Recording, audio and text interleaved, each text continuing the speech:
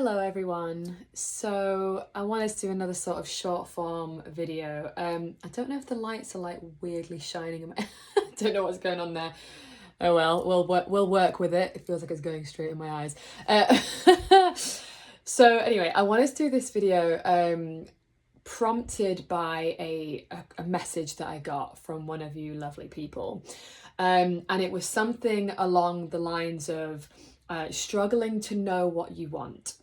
Now, I really wanted to just do a video on this because when she was sharing this, I was like, I so get it. Like, I think, again, this is such a huge, I know I'm like talking about Leo constantly, but it's such a big part of Leo season is about like following our desires and doing what our heart what our heart is calling us to do and what sings to us and all of that kind of stuff. But if you feel like that's all good and well, but I don't know what my desires are, like I don't know what I want.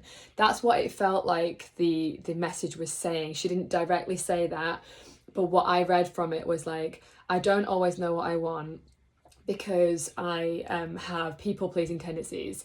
Hello, I know this one. So yeah, Libra rising, Libra shadow is people-pleasing. I don't know about the lady in question, but it is a subject that I am deeply intimate with in terms of like, I don't know what I want. And I'm like, again, like the Libra shadow is like not being able to make a decision because it's like, well, I don't know what I want. There's so many options, blah, blah, blah. So what I thought I would do is actually read a little excerpt from a book that has helped me astronomically in this realm. It's by Kelly Brogan. It's called The Reclaimed Woman. So this is speaking to women, because I do think that this is the way that I'm going to address it is more female specific, if you like. So bear with me as I find the book, the excerpt, sorry. One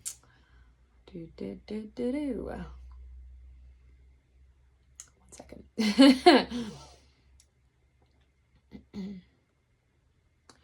Here we go. So this is all about addressing the I don't know what I want aspect. So I will read it to you now.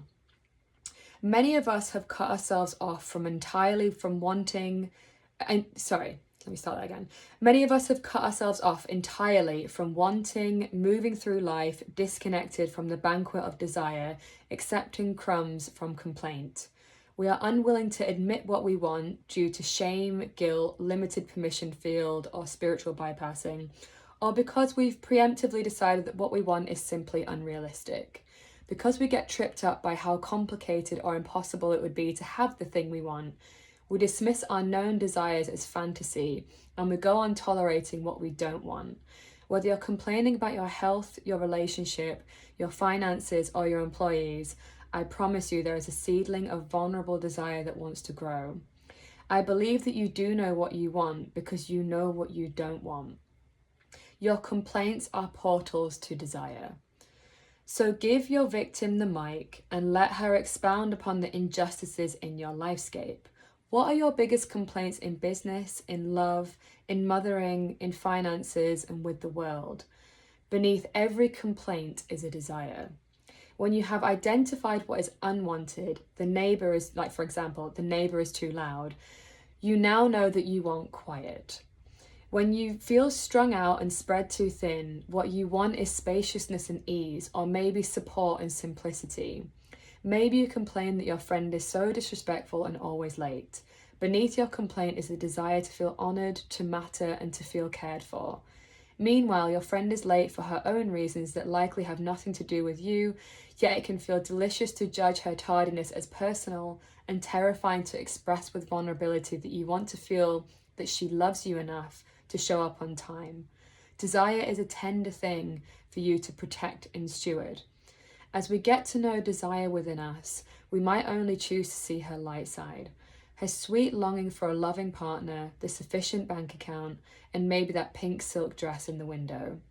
Desire is prismatic and complicated, just like you, and as you go deeper with her, you'll learn about desires beneath the surface of those modest wants. You'll learn about taboo and naughty desires, even shameful ones, and beyond those are the desires for things to be hard, fucked up, and exactly how they actually are. I've observed I think she goes on to another part. Anyway, so I found this to be really helpful because I personally am very familiar with what I don't like. And I really loved that she like expressed that actually you don't need to think about what you want. You can think about what you don't want and what is underneath that as a way to access our desires. Because a lot of the time when we have people pleasing tendencies, it's hard to access desire because we're so used to putting everybody else first. And it's like we've just lost any sense of what we want.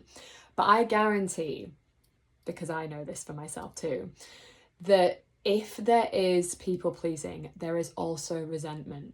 Resentment is the is the absolute consequence of people pleasing, because it's ultimately abandoning ourselves for other people, and then it also invokes the martyr. I know the martyr archetype very well, of like, I did this for you and I do all of this for you. You know, but actually when we get very clear on like what it is in those scenarios, instead of judging ourselves and feeling guilty for the resentment and for the, you know, so-called sort of like wrongness and badness, when we actually go into the complaint, we reveal the desire, and then it actually shows us what we really want.